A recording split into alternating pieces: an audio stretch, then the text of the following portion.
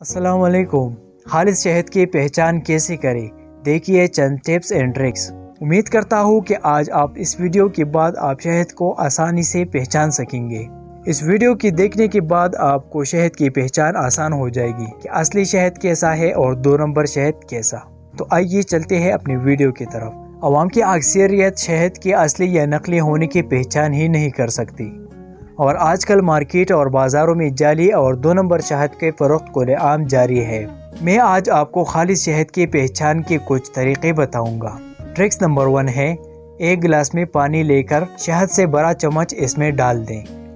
अगर शहद खालिस हो तो ये पानी में हल नहीं होगा, अगर खालिस न हो तो हल हो जाएगा, क्योंकि मार्केट में मिलने वाली अक्सर शहद गुड़ से बनाए जा रहे हैं।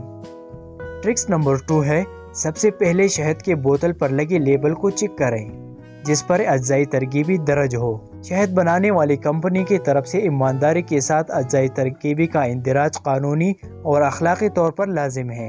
इन अज्जा में अगर एडिक्टिव यानी ऐसी मादे जो तेल में इसलिए मिलाई जाती है कि इसका कोई गैर मामूली खसूसियत पैदा हो और ये एडिक्टिव्स मौजूद न हो तो बेफिक्र होकर ये शहद खरीद ले। ट्रिक्स नंबर 3, मोमबत्ती में मौजूद काटन की बत्ती को शहद में भिगोकर एक बार झटका दे और इसके बाद लाइटर से इसे आग लगाने की कोशिश करें। अगर इस बत्ती में आग लग गई तो समझ ले कि ये खालिस शहद है।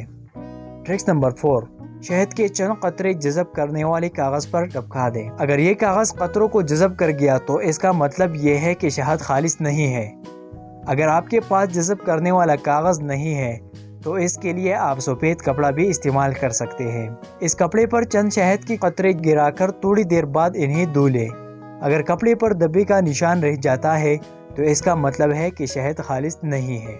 जी तो दोस्तों, उम्मीद करता हूँ कि आज आपने इस वीडियो से शहद की पहचान कर दिए होगी हो। अगर वीडियो पसंद आई है तो वीडियो को अपने दोस्तों के साथ ज़रूर शेयर करें। So thank you for watching.